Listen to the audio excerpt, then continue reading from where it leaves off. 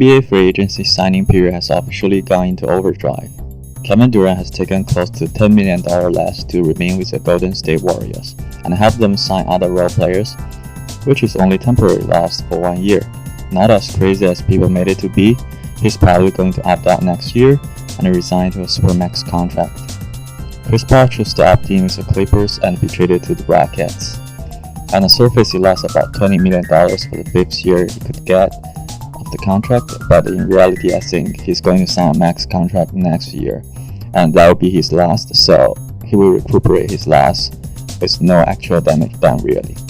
And has a small chance to align his free agency with LeBron, Carmelo, Wade to form the so-called banana boat team. Stephen Curry has signed with the biggest contracts in NBA history, which is $201 million for 5 years, approximately $40 million per year. But if you factor in the inflation, Michael Jordan's last year in Chicago Bulls was about $33 million. That's approximately $50 million in today's dollar. When a reporter asked LeBron about how does he feel about Curry's biggest contracts in the history of the NBA, LeBron replies, he's still underpaid. Superstar player caps their maximum money because, according to the CBA, which is a collective bargaining agreement with both the owners and the player association, which is basically a union, they agreed that to the benefit of the lesser players in mind, the maximum players takes less money, so there are more money circulated to the bottom and to be given to the role players. Every year during this period, NFL players complain about their best player has less salary than some of the NBA's role player has just signed.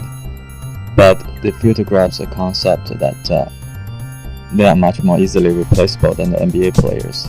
So you just can't find players with that amount of athleticism and height in the open market.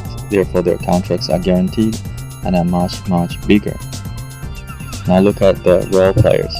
The rotational players signing during this offseason.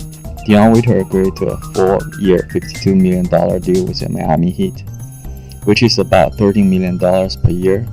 It's a fairly standard and reasonable contract for his ability in today's open market. JJ Redick has signed a contract with the Philadelphia 76ers for $23 million for 1 year. We will have to say that this is very unusual but very smart on the 76ers part, because NBA has a certain salary floor and all the major players on the 76ers on a rookie contract, so that they have a lot of cap space. It's very convenient for them to sign a good player to try him out and see if he fits their system. If he does, and then they can resign him to a more reasonable contract later on. If he doesn't, it's just a 1 year deal. They don't lose much. Looks like Andre Robertson has agreed with the Thunder for a 3-year, $30 million deal. On the surface, it's $10 million per year, which is reasonable for a starter. But in reality, Robertson is mainly a defensive player and is pretty terrible on the offense. That he spends most of his time standing in a corner on offense and while being ignored, sometimes sacked off, and still cannot hit a 3-pointer at a reasonable clip.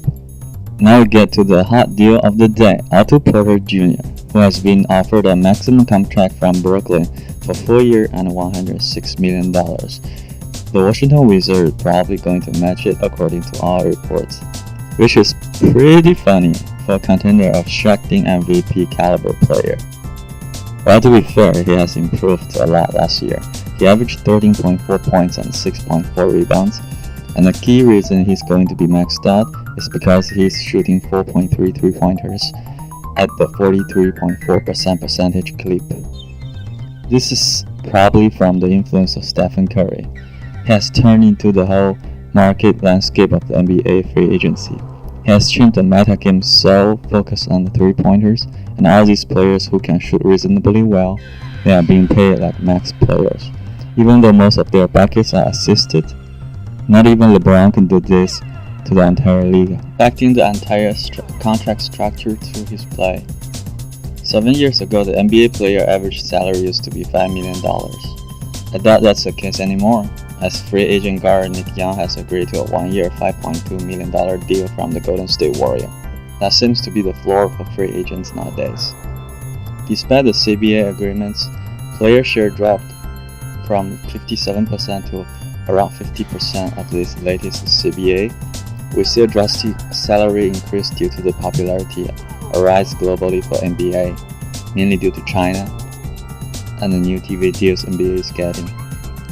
Whenever a player brings up the point that the team owners double dips in their profits from the revenue of their team and the value increase in the team itself each year, I have to ask, do the players ever realize that they are doing the same thing?